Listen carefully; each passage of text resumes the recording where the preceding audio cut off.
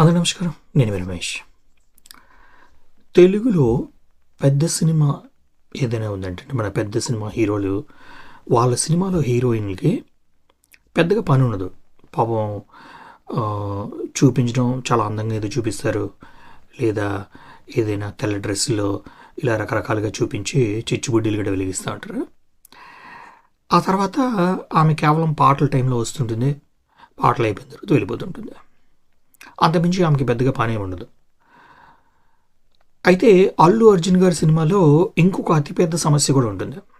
ఆ సమస్య ఏంటంటే ఐటెమ్ సాంగ్ కంపల్సరీగా అల్లు అర్జున్ గారు డిఎస్పి గారి దగ్గర నుంచి ప్రేక్షకులు ఎక్స్పెక్ట్ చేస్తూ ఉంటారు.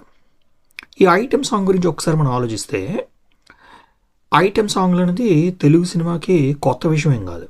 కాకపోతే ఒకప్పుడు ఏంటంటే కాస్త సిచ్యువేషన్కి తగ్గట్టు ఉండేది.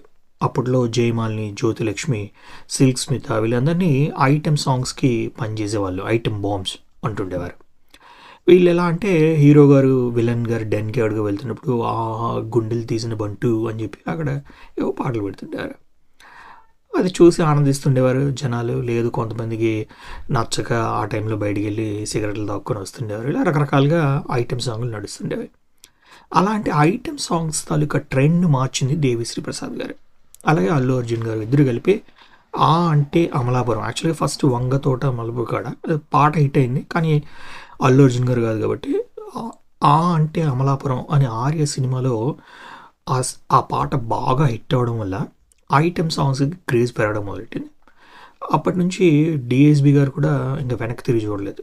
ఇంకా యు నేమ్ ఇట్, ఆ పాటలు కేవు కేక లేదా ఇంకోటి ఇంతకుముందు ఊ అంటావా ఇంకా ఒక రేంజ్కి తీసుకుని వెళ్ళిపోవడం జరిగింది.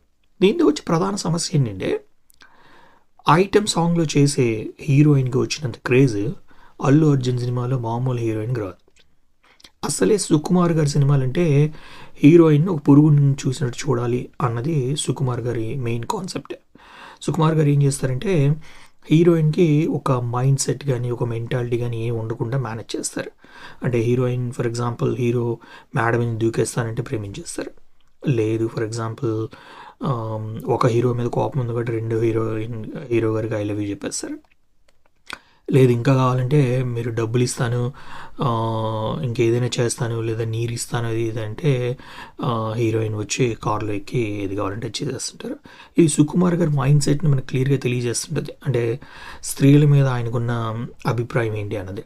అది పక్కన పెడదాం, ఎందుకంటే పెద్ద డైరెక్టర్ కాబట్టి ఈ విషయం పెద్దగా అంతగా ఎవడు పట్టించుకోడు. ప్లస్ ఏంటంటే మనకు అవసరం వచ్చినప్పుడు మనం ఇది సినిమాలే అని తీసుకోవచ్చు, లేనప్పుడు ఏదో రియల్ లైఫ్ గురించి మాట్లాడవచ్చు. ఇలాంటి సందర్భాల్లో అదంతా ఇంపార్టెంట్ కాదు. కాబట్టి ఇప్పుడు ఐటెమ్ సాంగ్స్లో పని చేసే వాళ్ళకి ఒకటి విపరీతమైన డబ్బులు ఇవ్వడం, రెండు మీరు స్టేజ్ మీద చూస్తే ఐటెమ్ సాంగ్స్లో పనిచేసిన హీరోయిన్ కొన్న క్రేజ్ పాపం సినిమా హీరోయిన్కి ఉండదు.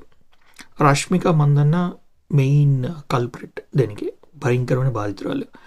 ఆవిడ ఇంతకుముందు చేసిన పుష్ప సినిమాలో ఊ అంటావా స్టేజ్ ఎక్కువ. ఇప్పుడు శ్రీలీల గారు కనిపించినందుగా రష్మిక కనిపించదు. పాపం అప్పుడప్పుడు 2 థమ్స్అప్లు వేస్తుంటుంది, ఇలా ఎలా అంటుంది, కానీ మనసులో మాత్రం మా జీవితం అనుకుంటుంటుంది. ఇలాంటివి ఏంటంటే మనం సాధారణంగా పెద్ద సినిమా అనే కన్నా మంచి సినిమా, అది హీరోయిన్ అయినా హీరో అవనైనా ఒక మంచి కథ, అందులో కావాలంటే యాక్షన్ సీక్వెన్సెస్ అవి పెట్టుకున్నా పర్వాలేదు. కానీ అలాంటి ట్రెండ్ వచ్చే రోజుల కోసం ఖచ్చితంగా ఒక మంచి తెలుగు సినిమా ప్రేక్షకులు కూడా రకరకాలు ఉంటారు.